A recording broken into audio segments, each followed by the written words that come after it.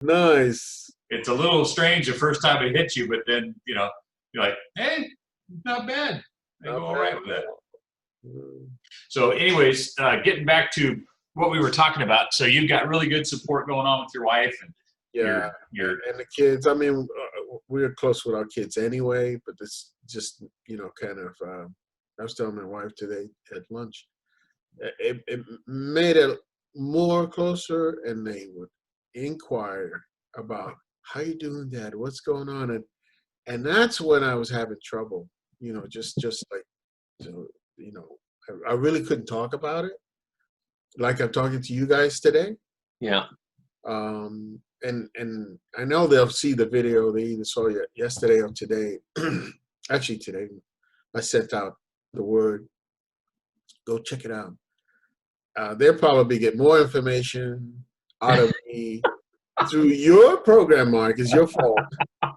Than if they're sitting in front of me right now. Why is that? I don't know. It's just initially it just made it tough to talk about it. Oh yeah.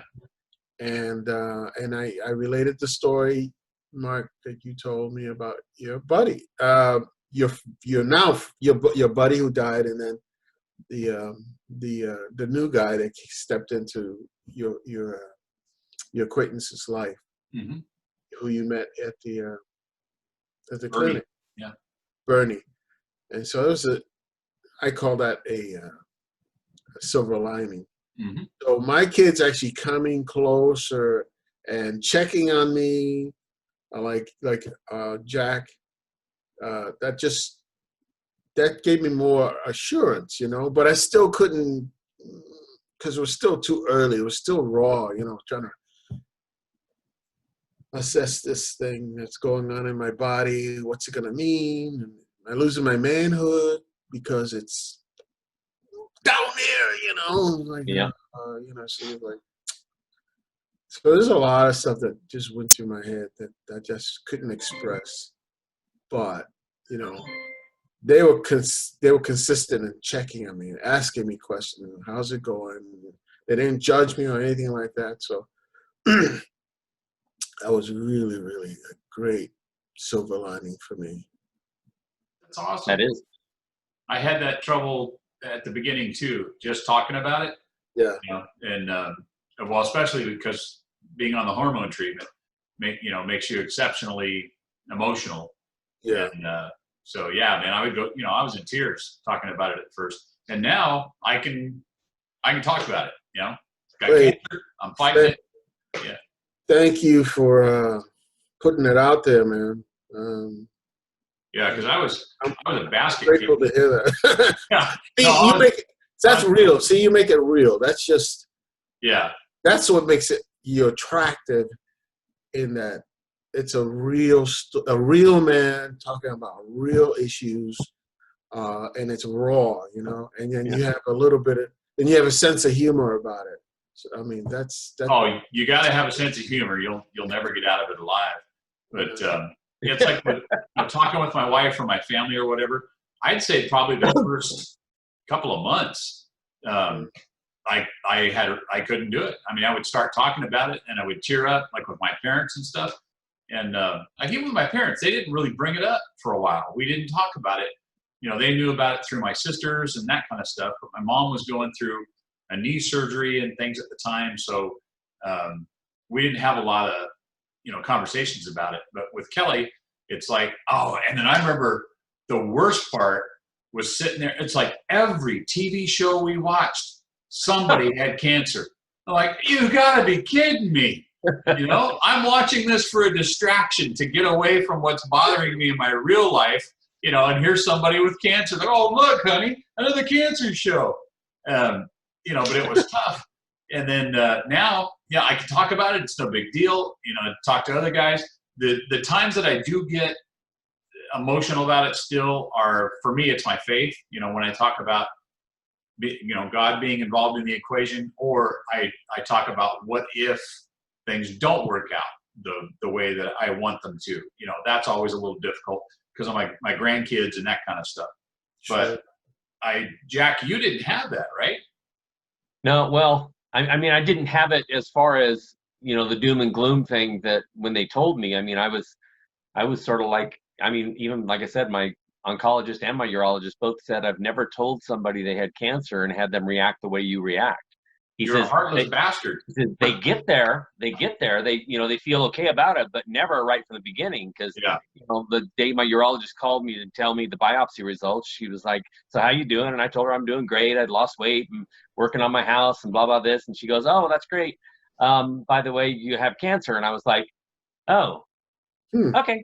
So what do we do now? You know, and it's like, I didn't really think about it. But I also had my dad, my dad's had it for, he had his prostate removed about 12, 13 years ago.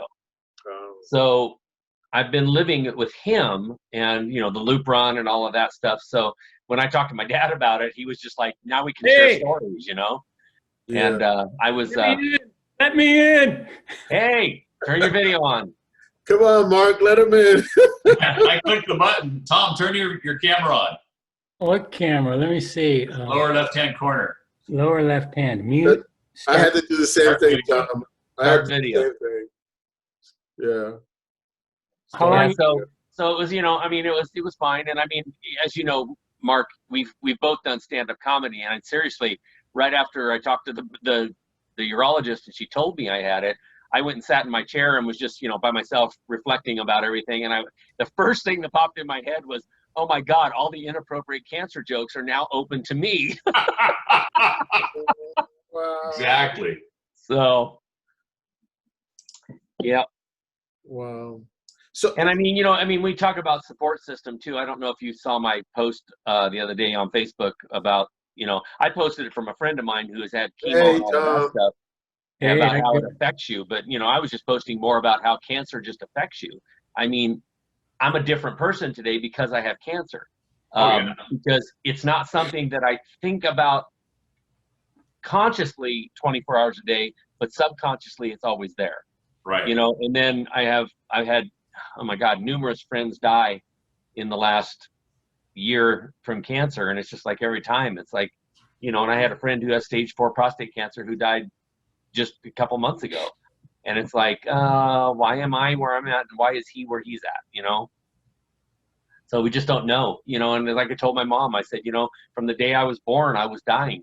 And I said, I'm going to live until my heart stops. And when my heart stops, I'm done. But I'm not going to stop living. I'm not going to sit around and, you know, cry over it and all of that stuff. I'm going to get out and I'm going to live, you know, just like I was the other day, a couple of weeks ago, I was sitting here and I was thinking, oh, I got to get some time to get my motorcycles running so I can go that. And I thought to myself, no, that's bullshit. You'll never get time. You've got to make time. Yeah. So that day I called the mechanic and he came and picked both my bikes up and they're in the shop right now. And I'd probably have him if his wife hadn't got COVID. So he's sort of been a little occupied with her. So, but yeah, I'm making time to do the things I want to do. And I'm going down to see my kids once a month or trying to at least once a month and maybe some more as things get better. But, you know, I got to work on my house here and get this finished. Once it's finished, then I'll have more time. So.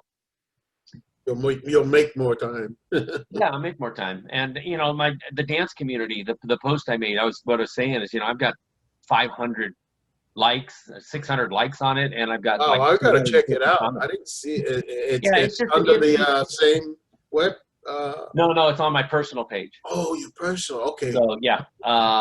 What is what's the handle? Oh, you want to give it on the air or you want? No, I don't care. I think it's Jacked Up Real Estate. It used to be Jumpin' Jack SoCal, but then I didn't want anything associated with California, so I think I changed it. Now that you're not there anymore.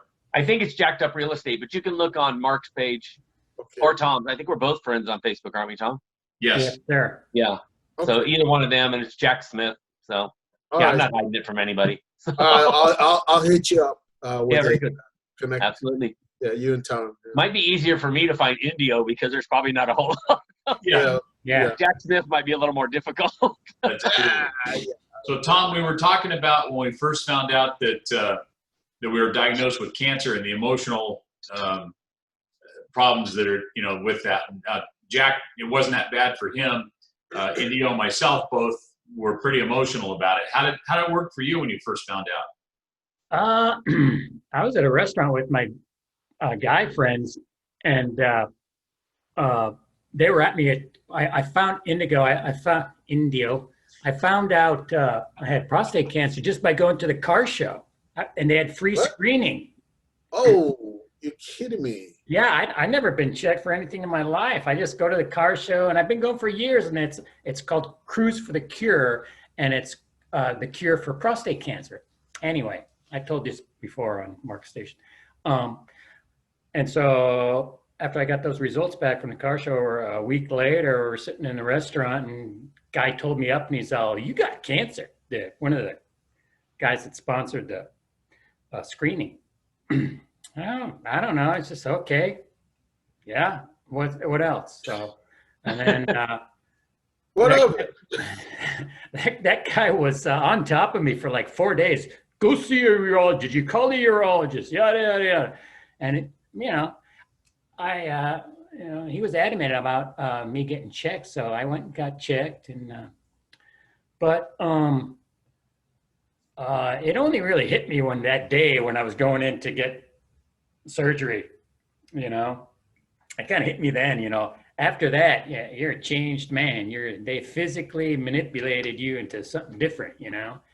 And I got kind of weirded out about it. I'm not a man anymore. I can't have babies, which I never really. I'm 58. I'm not gonna. But it was the ability to, or the hope, or whatever you want to say. Yeah, it kind of messed me up for a little bit. But you would never know it on the outside. Right. Yeah. Yeah. Yeah. I'm with you, buddy. That even though I had my children,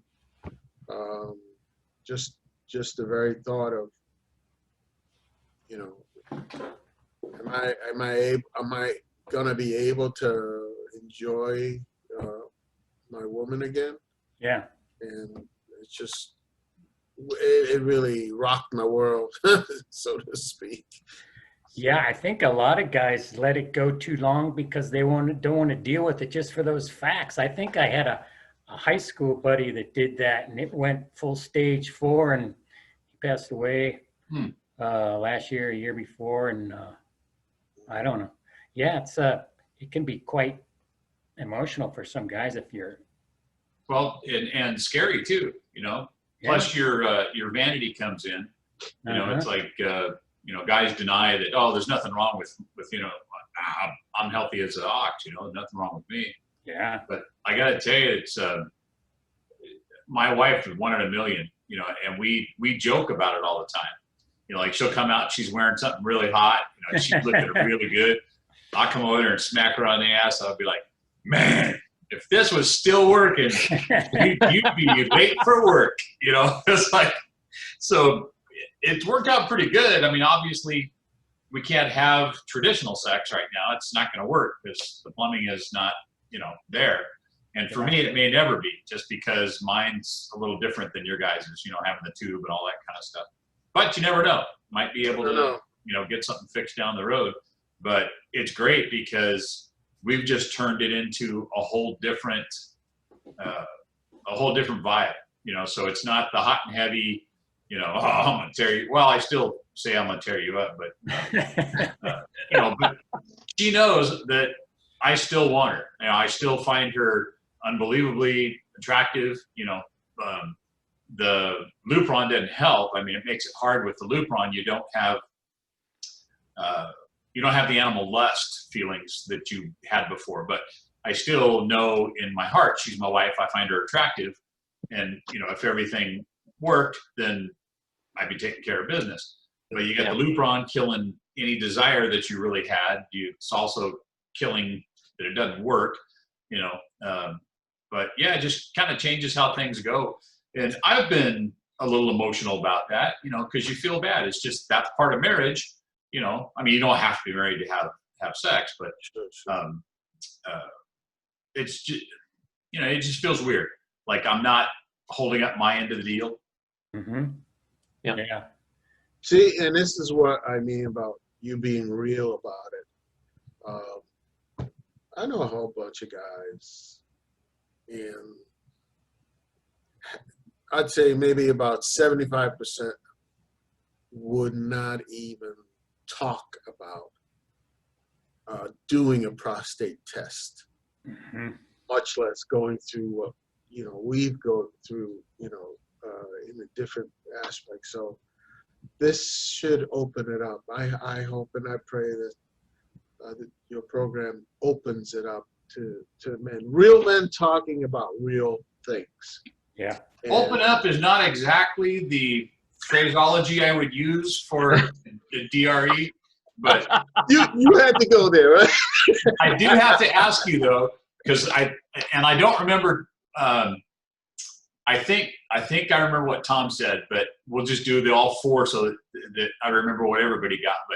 But does your urologist check you in the fetal position or grabbing the table? Fetal. Fetal. Jack, what about you? I've been over the table. She said either way, and I have a female urologist. So Do you really? yeah. In fact, Wow. they asked me when they signed up, when I called them, they said, well, we have, our male urologist has appointments, blah, blah, blah. And she says, but we have a female urologist if you're okay with that. And I said, I don't really care what it is. I figure if you're a female urologist and you've chose this, you must really love this field. Because and she was amazing. I mean, she really was. And smaller fingers, Yeah. Well, it's probably 30 to 40 ratio female to male. So Yeah. And then Tom, how about you? Just standing up, hold on to the table. Well, Yep. and the weird part is Tom and I actually share a doctor. We both have the same radiation oncologist, Dr. Cox. So we both know Which is how. a weird name. Huh? Yeah, and I'd say he's what you guess probably in his mid-60s or so. Yeah. Yeah, so he's actually just a little bit older than us. But my two other doctors, my primary care and my urologist, are both younger guys. I mean, they look like they're still in their 30s. They look like they're kids. Yeah. And they both prefer the fetal position. So, the first I got checked by my PCP in the fetal position, and then I went to see my urologist, and that's how he did my biopsy, and that's how he does my DREs and stuff. And then I go to meet Dr. Cox, and he's like, hands me the box of tissues, and then it's like, all right, bend over. Because I was starting to climb up on the table, like to get in the, and he's like, no, you can just bend over. Like, my name is Dr. Cox. Yeah. Please. We're going old school. Yeah. Oh, goodness. That is nuts. All right, let me look at our time here. We've been yakking away. All right, you know what? Let's. I was gonna say let's put a cork in it for now, but maybe that wouldn't be good phraseology either. It has a whole different meaning with you. Yeah, it does. All right, yeah, I'm still in AFib, so I'm wearing out pretty quick. But we got Brian who wants to join us for coffee, so I'll get together with you guys over the weekend and see, because I know you're a little busy in the morning out there getting your radiation treatment going. What time do you go for your treatments? I have to leave by 7 to get there by 7:30. I'm in the door at 7:40, and then I'm out by 7:50, and then I take a half hour to get back. So, and then most mornings I'm in mediation from 9 to however long they last. But it just varies on most times it's the morning, but I do get morning and afternoon. So if I had one this afternoon, it probably would be done by now. So you can see how busy I can get. Okay. What I can do then for Monday is I'll throw out a group text to you guys too and let you know. Yeah, what time we're that gonna would do be it. good. As Yeah. a matter of fact, I know I have mediation. Oh no, that's a Monday. Okay. I do have afternoon mediations Tuesday and Wednesday, and they tend to last long. Okay. Well, if it's on Monday, I'll be driving to California. So Yeah. I was telling Kelly last night that you were coming. And how long are you going to be here? for a week. For a week. Okay. Yeah. So I'll leave on Monday or Tuesday of the following after Thanksgiving. all right. So we're going to hook up with you for lunch on Monday or Tuesday then. I got my PSA Monday. Oh, you You got get your your blood work? blood test for it? Yeah. Okay. But I can do that anytime. Actually, I could push it off until Tuesday. Yeah, I can do Monday. Monday's my. I can do Okay. Monday. I'll just go in early or something. I just Well, realized I think I'm Jack's still driving, so okay. how long does it take you, Jack? I'm still recording. Let me go ahead and do my outro, and Yeah. then we can chat the other stuff. All right, so it's Friday. The weekend is here. The holidays are coming up. I hope everybody is safe so that you're all back on Monday. And again, like always, we mean it from the heart. I know I say it every video, but we really do truly mean it. We appreciate all the prayers, all of the aloha, the shaka, the positive vibes, everything you guys send our way. We appreciate it. And even if it's just a passing thought during the day, just go, hey, I hope those guys are all right. That counts. We'll take all of that. So if you'd like to follow along with the journey, then go ahead and click the subscribe button. If you liked, give us a thumbs up on it. And also, too, you can share it. So share it on other social media platforms if you want to. We'll find more guys that have prostate cancer or people who love them. And hopefully they can glean something from this, too. And maybe, a little information that they were afraid to ask about. We might be talking about it. Maybe it'll make a difference in their life. So appreciate you guys being here. Indio, Jack, Tom. Tom, did you just wake up? No, I was up on the roof putting my neighbor's lights up. Okay. Oh goodness. You look a little windblown, so that it must have been It's hot up there. your hair is usually a little more quaint. So I'll send India, send me a Facebook request, Yeah, me too. and then I'll post a picture of my neighbor's house. cool. All right, you guys have an awesome weekend, and everybody watching, we'll see you soon. Take care. So yeah.